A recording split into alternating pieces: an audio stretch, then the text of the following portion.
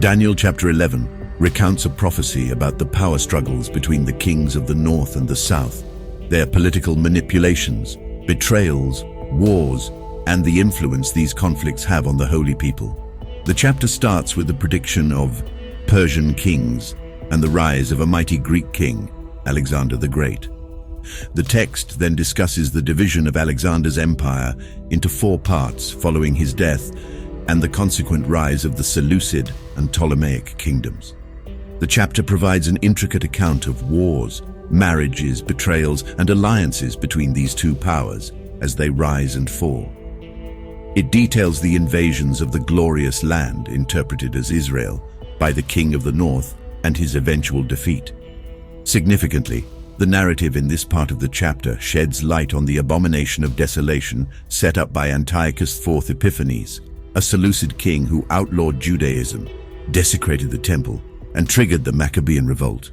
By verse 35, we reach a transitional point in the prophecy where the historical events blend into the end times, meaning 1798. Events that are fulfilled, and the last verse of the chapter yet to be fulfilled.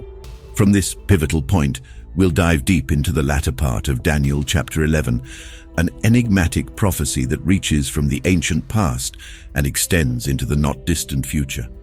Now, let's unravel the mysteries of verses 36 and beyond as we journey together through the prophetic landscapes of Daniel's vision. And the king shall do according to his will, and he shall exalt himself and magnify himself above every god, and shall speak marvelous things against the God of gods, and shall prosper till the indignation be accomplished, for that is determined shall be done. The sovereign figure unveiled in this context cannot signify the identical power last noted, the papal authority. Applying the given descriptions to that entity would result in an unsatisfactory alignment. Consider an assertion from the subsequent verse, nor regard any god. The papacy has never exhibited such a trait. Although the placement of God and Christ has been frequently distorted, their existence and role have never been openly discarded or renounced within the framework of this religious system. 3 distinct traits must characterize the power that fulfills this prophecy. Its emergence should correspond with the onset of the time of the end, as indicated in the preceding verse. Its disposition should be willful, and its nature atheistical. Perhaps the latter 2 specifications could be amalgamated by suggesting that its obstinacy would manifest in the form of atheism. France epitomizes the fulfillment of this prophecy. A revolution mirroring this description materialized in France during the prophetic timeline. Atheists planted the seeds that germinated into their logical and destructive harvest. Voltaire, in his grandiose yet futile arrogance, declared, "I am weary of hearing people repeat that 12 men established the Christian religion. I will prove that 1 man may suffice to overthrow it." He collaborated with the likes of Rousseau, d'Alembert, Diderot, and others to actualize his assertion. They reaped the tempest sown by their actions. Moreover, the Roman Catholic Church's corruption was notoriously rampant in France during this era, stirring the populace's desire to break free from ecclesiastical subjugation.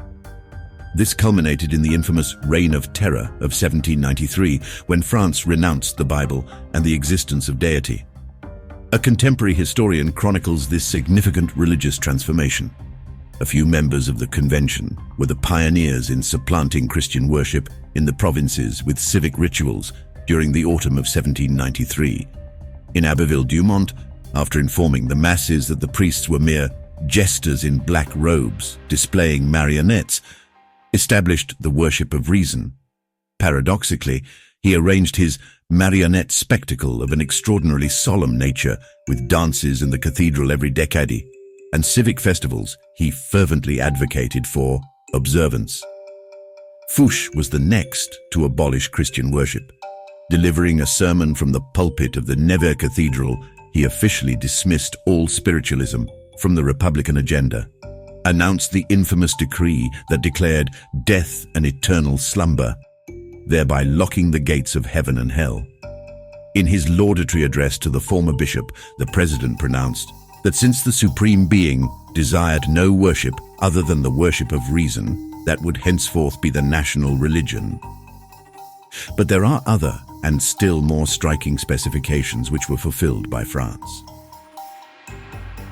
Neither shall he regard the God of his fathers, nor the desire of women, nor regard any God, for he shall magnify himself above all. The Hebrew term for woman can also be interpreted as wife. Thomas Newton suggests a more apt translation of this passage would be the desire of wives. This hints that this ruling entity, while professing God's non-existence, concurrently trampled upon the divine laws regulating the institution of matrimony. Interestingly, we observe the historian, perhaps inadvertently, yet all the more significantly, pairing the atheism and licentiousness of this regime in the exact order the prophecy outlines. He states, family, once the very cornerstone of society under the old regime, had been dismantled. The decree of September 20th, 1792, which established divorce, a measure further extended by the Convention in 1794, bore unforeseen consequences within merely 4 years. An immediate divorce could be granted on grounds of temperamental incompatibility to take effect within a year at the latest, if either party resisted separation before that period. Divorce had become rampant. By the end of 1793, a mere 15 months after the decree's enactment, 5,994 divorces had been sanctioned in Paris. Under the Directory, we witness women legally transferred from one man to another. What became of the children born from these transient unions? Some were abandoned. In the year 5, foundlings rose to 4,000 in Paris and 44,000 in other departments. When parents retained their offspring, the outcome was a tragically absurd confusion. Men married several sisters in succession.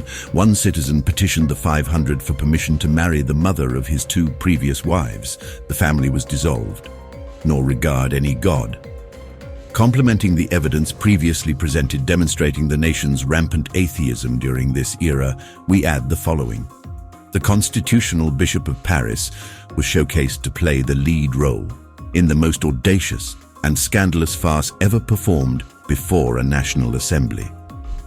He was ceremoniously brought forth to declare to the convention that the religion he had propagated for years was, in all aspects, priestcraft without any basis in history or sacred truth. He publicly disavowed the existence of the deity to whose worship he had been dedicated and pledged himself henceforth to the admiration of liberty, equality, virtue, and morality. Subsequently, he relinquished his episcopal regalia on the table, receiving a fraternal embrace from the president of the convention. Several renegade priests emulated this prelate's actions. Hébert, Chaumet, and their associates came forward and declared, God does not exist. Godly fear was considered not the dawn of wisdom, but the commencement of foolishness. All forms of worship, barring that of liberty and country, were banned. The religious treasures of gold and silver were confiscated and defiled. Churches were shuttered, bells were shattered and recast into cannons. The Bible was burned in public. Sacramental vessels were contemptuously paraded through the streets atop a donkey. A 10-day week replaced the traditional 7-day cycle, and death, declared in bold letters at burial sites, was an eternal slumber. The pinnacle of blasphemy, if such infernal excesses admit gradation, was reached by the actor Monvel, as a priest of Illuminism who proclaimed, God, if you exist, avenge your wronged name. I defy you. You stay silent. You dare not unleash your thunderbolts. Who henceforth will believe in your existence? This spectacle reveals the nature of man when left to his own devices, and the character of infidelity when legal restraints are cast aside and it gains the reins of power. Can there be any doubt that these are the scenes the all-seeing foresaw and documented on the sacred page when indicating a kingdom destined to rise that would elevate itself above every god and pay no heed to any? But in his estate shall he honor the God of forces, and a God whom his fathers knew not shall he honor with gold and silver and with precious stones and pleasant things. We encounter an apparent paradox in this verse. How might a nation disregard every god yet revere the God of forces?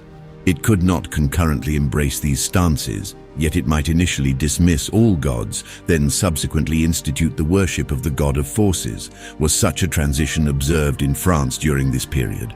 Indeed it was. The endeavor to render France a godless nation led to such chaos that the leaders feared losing their grasp on power. Consequently, they recognized the political necessity of reintroducing some form of worship. However, they had no intention of fostering devotion or cultivating genuine spiritual growth among the populace, but rather sought to maintain their rule and control the nation's forces. A selection of historical excerpts illuminates this. Liberty and country initially became the objects of adoration. Liberty, equality, virtue, and morality, concepts diametrically opposed to their actual attributes or practices, were heralded as the descriptors of the nation's deity. In 1793, the worship of the goddess of reason was introduced as depicted by a historian. A ceremony of this deranged era remains unparalleled for its blend of absurdity and sacrilege.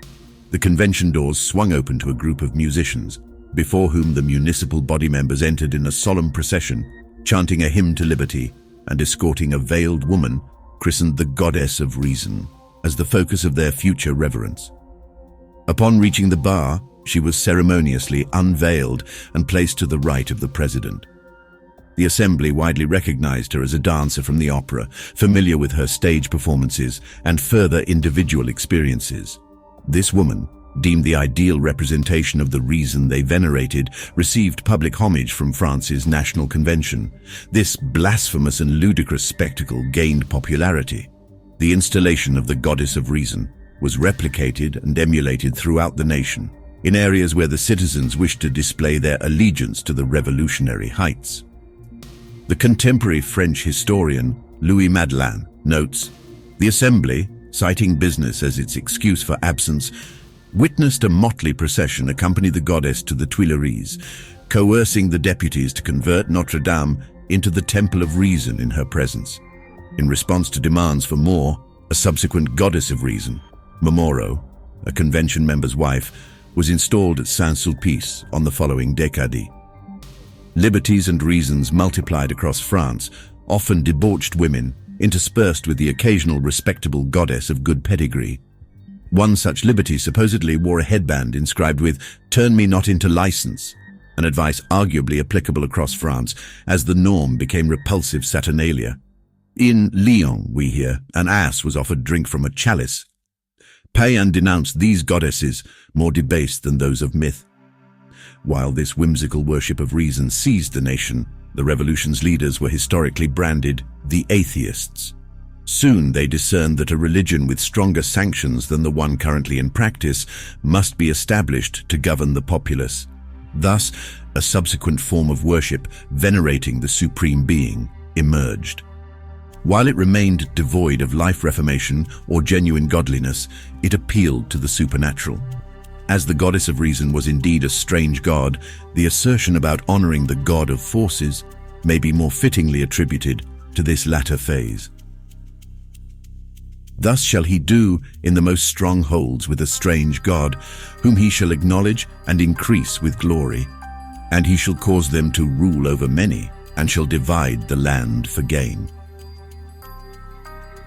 The system of paganism that had found its way into France manifested in the veneration of the idol represented by the goddess of reason and governed by a pagan ritual enacted by the National Assembly for the French populace, endured until the ascension of Napoleon to the Provisional Consulate of France in 1799.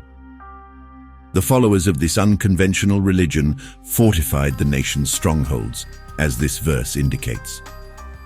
Perhaps what most distinctly anchors this prophecy's relevance to France is the declaration in the final clause of the verse that they would divide the land for gain. Prior to the Revolution, the Catholic Church and a small group of landowners with vast estates held France's landed property. Inviolable by laws that prohibited partitioning by heirs or creditors, these lands remained undivided. However, revolution is heedless of law, and amidst the ensuing anarchy, highlighted in Revelation 11, noble titles were abolished, and their lands were subdivided and sold to enrich the public treasury. The government, desperate for funds, seized these expansive estates, selling them at auctions in portions to match the buyer's needs. A historian documents this extraordinary transaction. The confiscation of 2/3 of the landed property in the kingdom, which arose from the decrees of the Convention against the emigrants, clergy, and persons convicted at the revolutionary tribunals, placed funds worth above £700 million at the disposal of the government. Where, indeed, and when did an event so completely fulfill a prophecy? As the nation began to regain its senses, a call for a more enlightened religion emerged, and the pagan ritual was discarded. A historian describes this turn of events. An audacious third measure was the rejection of the pagan ritual and the reinstatement of the churches for Christian worship, a feat entirely credited to Napoleon, who had to overcome the philosophical biases of virtually all his colleagues. In his discourse with them, he did not purport to be a believer in Christianity. Instead, he stressed the necessity of providing the populace with conventional worship means if tranquility was to be maintained. Priests willing to pledge allegiance to the government were readmitted to their roles. This judicious act resulted in the acquiescence of no fewer than 20,000 religious ministers who had, until then, languished in French prisons. Thus concluded the Reign of Terror and the French Revolution. From the wreckage emerged Bonaparte, steering the turmoil towards his ascension, assuming the helm of the French government and striking fear into the hearts of nations. And at the time of the end shall the king of the south push at him, and the king of the north shall come against him like a whirlwind, with chariots, and with horsemen, and with many ships, and he shall enter into the countries, and shall overflow and pass over. Monarchs of south and north in renewed conflict. After a protracted period, the sovereigns of the south and the north re-emerge in the theatre of history. We have encountered nothing to suggest that we should seek these powers in any other locations than those which shortly after Alexander's demise came to form the southern and northern divisions of his empire. In those times, Egypt was the southern king and the northern king was Syria, inclusive of Thrace and Asia Minor. Egypt sustained its reign in the territories assigned to the king of the south, while for over 4 centuries, Turkey held dominion over the lands initially constituting the king of the north's realm. This prophetic interpretation anticipates a conflict to emerge between Egypt and France, and between Turkey and France in 1798, a year that, as we have seen, signaled the dawn of the time of the end. If historical records affirm that such a triangular war indeed erupted in that year, it would irrefutably attest to the accuracy of this interpretation. We consequently pose the question, is it true that at the time of the end, Egypt did push or put up a relatively weak resistance, while Turkey advanced like an unstoppable whirlwind against him, namely the government of France? We have already presented some evidence that the time of the end commenced in 1798. And it is common knowledge among historians that a state of open animosity between France and Egypt was established that year. The extent to which this conflict stemmed from the grandiose dreams feverishly harbored in the ambitious mind of Napoleon Bonaparte is a matter of individual historical interpretation. However, the French, or at least Napoleon, managed to cast Egypt as the instigator. In a deftly crafted proclamation, Napoleon reassured the people of Egypt that he had come to chastise solely the ruling Mameluke class for their depredations against French traders, that far from wishing to obliterate the Muslim religion, he held greater respect for God, Muhammad and the Quran than the Mamelukes demonstrated, that the French had toppled the Pope and the Knights of Malta who waged war on Muslims. Thus, thrice blessed would be those who sided with the French, blessed even those who remained neutral, and thrice unfortunate those who opposed them. As 1798 dawned, the French were engrossed in grandiose plots against the English. The Directory implored Bonaparte to commence the crossing of the Channel and launch an assault on England. However, he realized that such direct maneuvers could not be judiciously initiated before autumn, and he was reluctant to jeopardize his burgeoning reputation by frittering away his summer in idleness.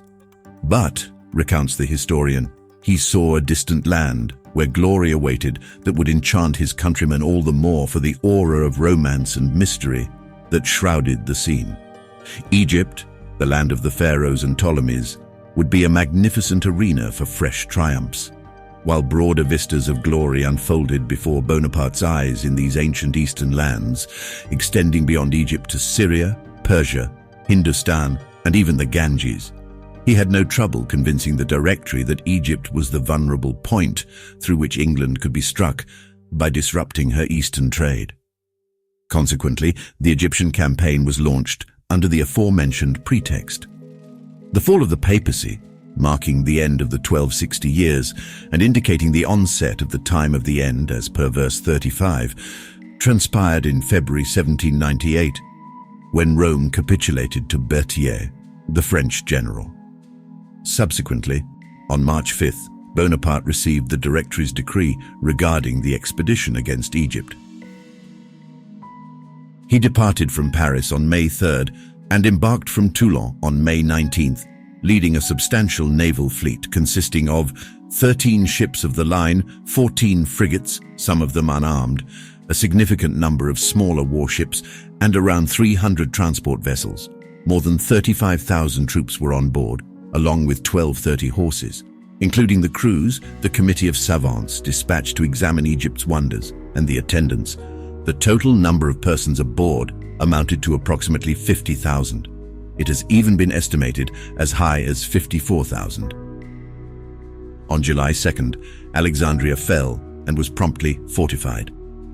The decisive Battle of the Pyramids was waged on the 21st, in which the Mamelukes fought with courage and desperation, but were no match for the disciplined legions of the French. Murad Bey lost all his artillery, 400 camels, and 3,000 men. The French casualties were minimal.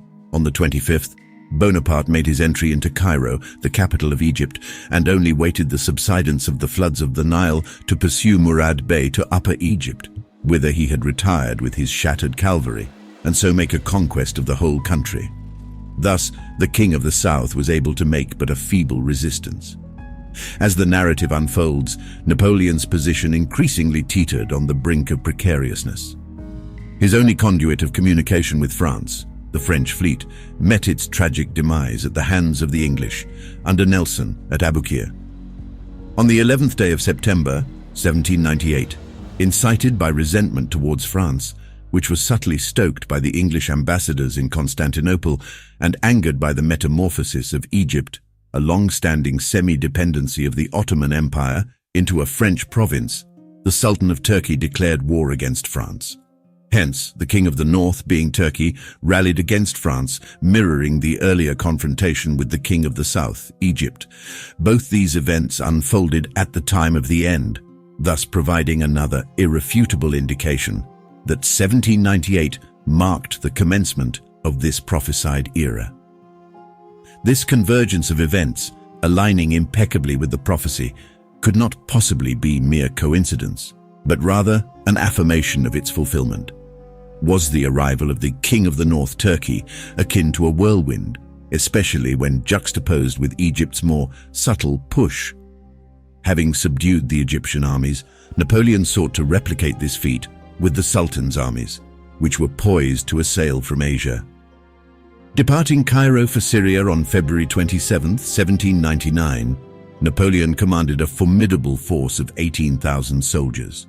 They successively claimed the Fort El Arish in the desert, conquered Jaffa, triumphed over the inhabitants of Nablus at Zeta, and emerged victorious at Jaffet. Concurrently, a potent Turkish force had fortified themselves at Saint-Jean d'Acre, while hordes of Mussulmans amassed in the mountains of Samaria, ready to descend upon the French during the siege of Acre. Sir Sidney Smith further bolstered the Turkish garrison with 2 English ships and seized Napoleon's siege apparatus sent from Alexandria. The appearance of a Turkish fleet in conjunction with Russian and English vessels embodied the prophecy's many ships of the King of the North. The siege commenced on March 18th, during which Napoleon was forced to twice deflect the advances of the swarming Mussulman hordes. Attempts to breach the city walls were met with such fierce resistance that the French, despite their utmost efforts, had to relent. After 60 days of unyielding struggle, Napoleon, for the first time in his illustrious career, conceded defeat, retracting his forces to Egypt on May 21, 1799. The phrase, "He shall overflow and pass over," presents another facet of the prophecy, the interpretation of which has been a subject of much debate among scholars. To whom do these words refer, France or the King of the North? The trajectory of interpretation hinges upon the resolution of this query.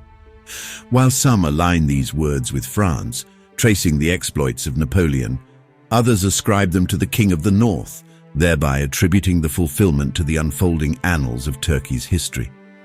We do not intend to delve into the third school of thought that introduces the papacy, as it seems markedly off course. Neither of these interpretations is devoid of ambiguities, but it remains incumbent upon us to side with the one bearing more substantial evidence. The application of this part of the prophecy to Napoleon or France under his rule lacks convincing events that could validate the remaining verses of this chapter.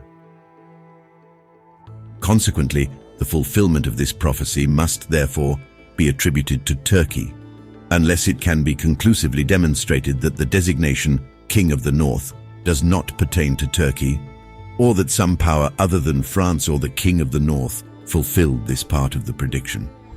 However, given that Turkey currently occupies the territory once held by the King of the North, it stands to reason that they now don the mantle of King of the North. Turkey, as the current ruler of the domain once controlled by the king, could fittingly assume the mantle of the King of the North.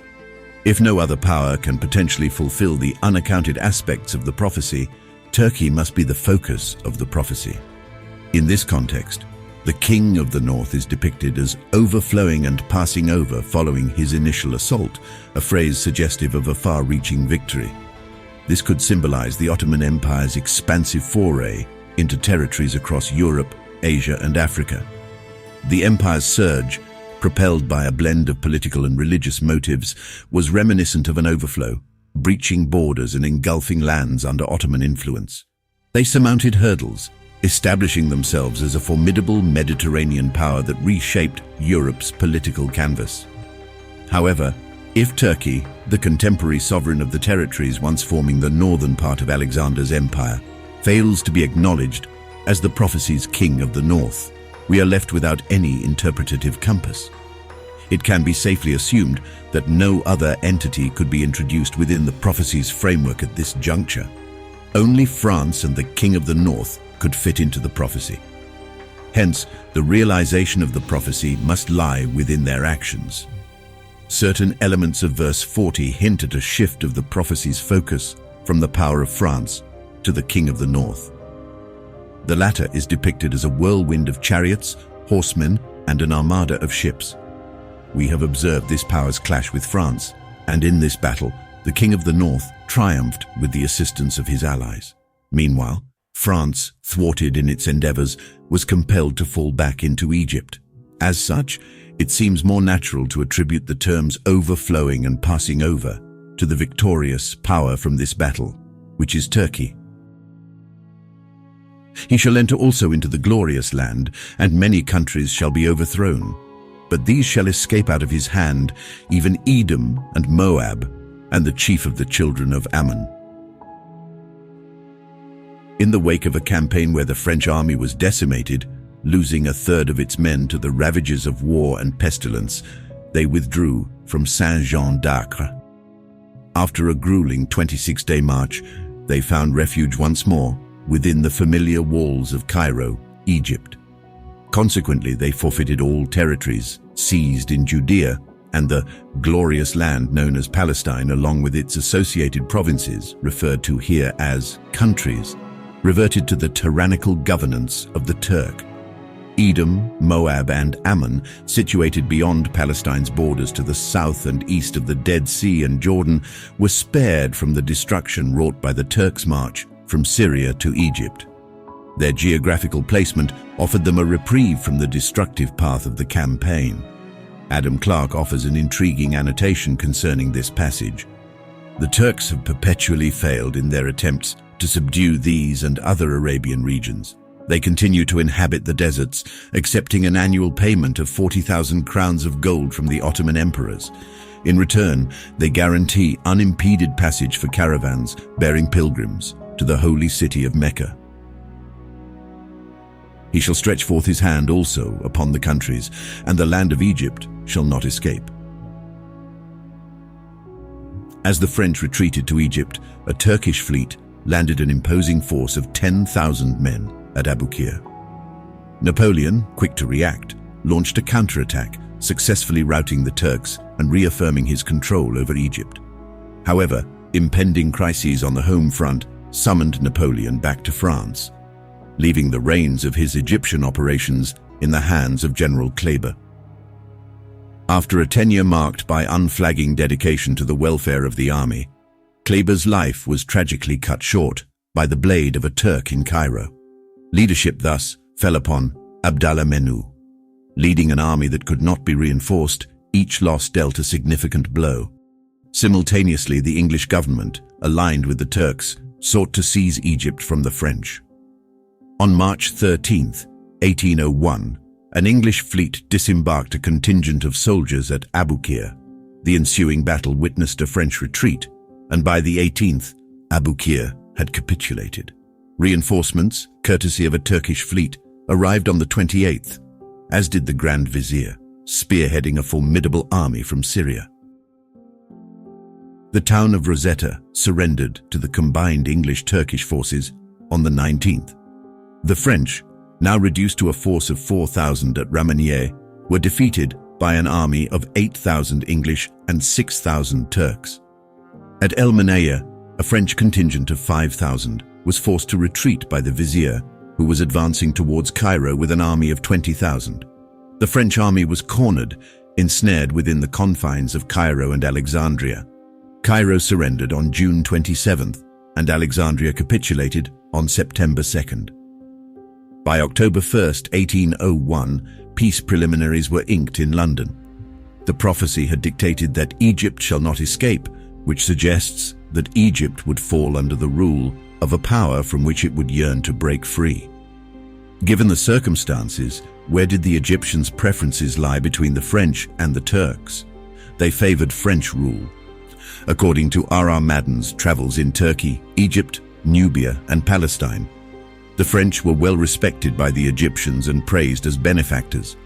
The brief period of their rule brought about significant improvements, and had they solidified their power, Egypt would be considerably more advanced today. In light of this, the scripture would not aptly apply to the French, as the Egyptians harbored no desire to liberate themselves from French rule.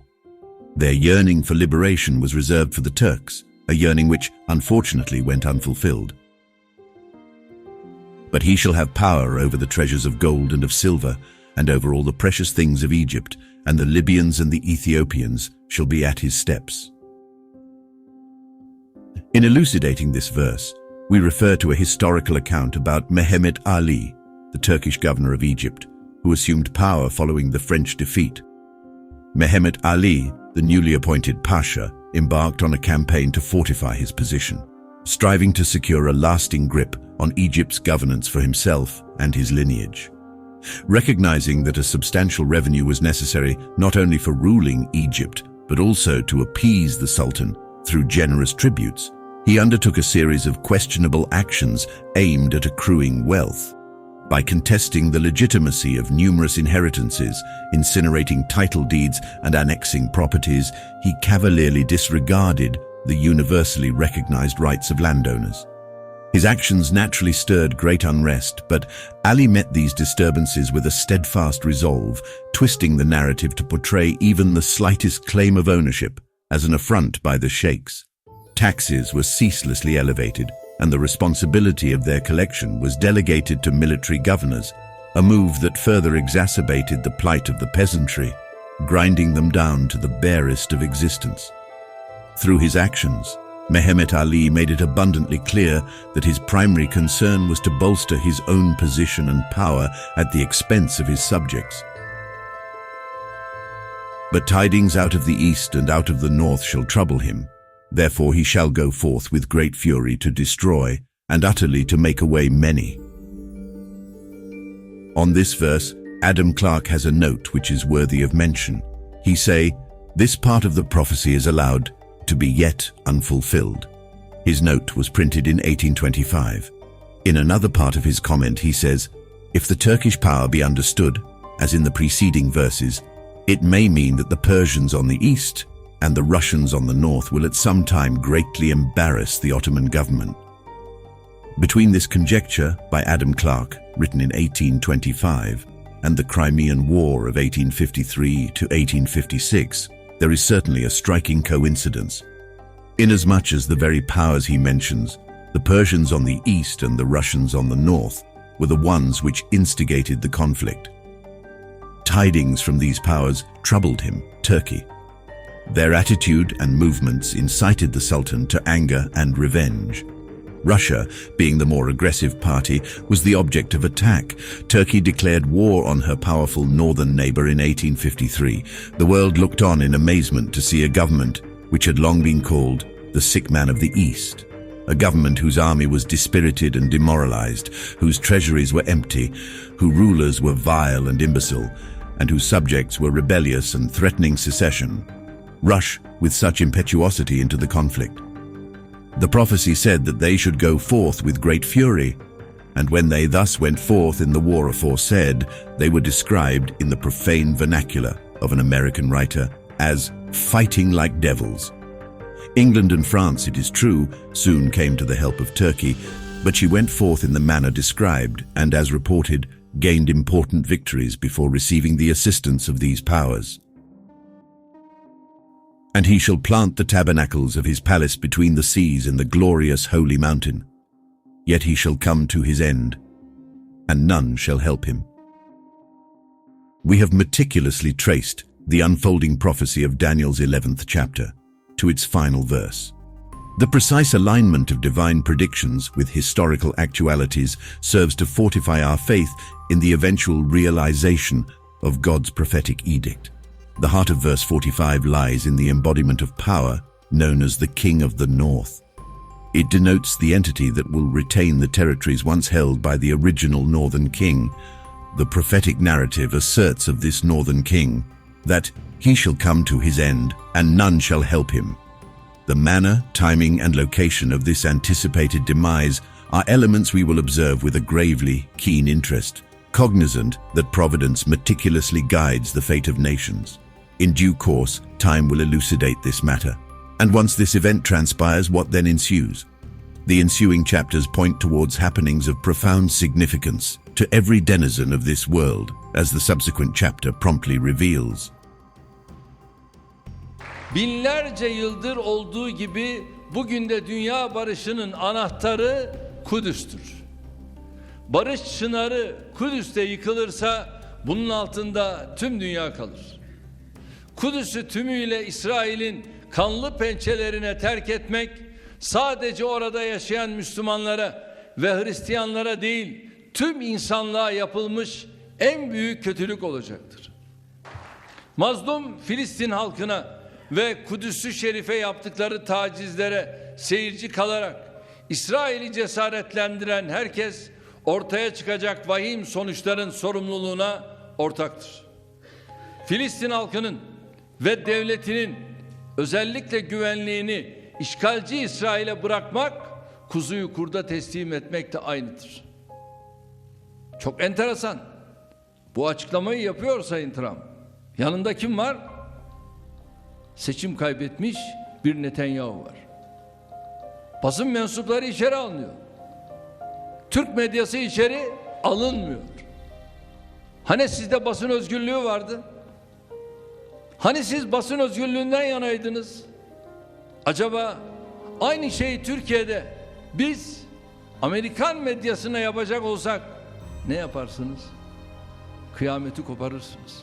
Peki Türk medyasını niye almadınız bu toplantıya? Neden? Hadi bunu da açıklayın. İşte bunların özgürlük anlayışı bu. Basın özgürlüğü anlayışı bu. İstedikleri kadar plan yapsınlar, istedikleri kadar zulüm işlesinler. Allah'ın yardımı ve vicdanlı, ahlaklı, hakkaniyetli insanların desteğiyle Kudüs davası hep ayakta kalacaktır. The fall of Turkey, after it invades Jerusalem, will be a significant sign of the imminent return of Jesus Christ and the end of the world. The fall of the Turks and their invasion will signal that Michael stands up, and there shall be a time of trouble, such as never was since there was a nation. The invasion of the glorious holy mountain, that is Jerusalem, would mean significant geopolitical changes in the Middle East and the world, and Turkey's downfall would set the stage for the final events of Earth's history, culminating in the return of Jesus Christ. A letter by Albert Pike was written to Giuseppe Mazzini in 1871 regarding a conspiracy involving 3 world wars that were planned in an attempt to take over the world. The description of the first 2 world wars can be found on the internet for everyone to see how precisely the Jesuits and their puppet Freemasons implemented the plans of their master Satan. Here is the description of the predicted last world war. The Third World War must be fomented by taking advantage of the differences caused by the agentur of the Illuminati between the political Zionists and the leaders of Islamic world. The war must be conducted in such a way that Islam, the Muslim Arabic world, and political Zionism, the State of Israel, mutually destroy each other. Meanwhile, the other nations, once more divided on this issue, will be constrained to fight to the point of complete physical, moral, spiritual, and economical exhaustion. We shall unleash the nihilists and the atheists, and we shall provoke a formidable social cataclysm which in all its horror will show clearly to the nations the effect of absolute atheism, origin of savagery, and of the most bloody turmoil. Then everywhere, the citizens, obliged to defend themselves against the world minority of revolutionaries, will exterminate those destroyers of civilization, and the multitude, disillusioned with Christianity, whose deistic spirits will from that moment be without compass or direction, anxious for an ideal, but without knowing where to render its adoration, will receive the true light through the universal manifestation of the pure doctrine of Lucifer, brought finally out in the public view. This manifestation will result from the general reactionary movement which will follow the destruction of Christianity and atheism, both conquered and exterminated at the same time. The pure doctrine of Lucifer is the Trinity. The weekly day the world will be forced to worship this false triune God will be Sunday. Fearful sights of a supernatural character will soon be revealed in the heavens, in token of the power of miracle-working demons. The spirits of devils will go forth to the kings of the earth and to the whole world to fasten them in deception and urge them on to unite with Satan in his last struggle against the government of heaven. By these agencies, rulers and subjects will be alike deceived. They will perform wonderful miracles of healing and will profess to have revelations from heaven, contradicting the testimony of the scriptures.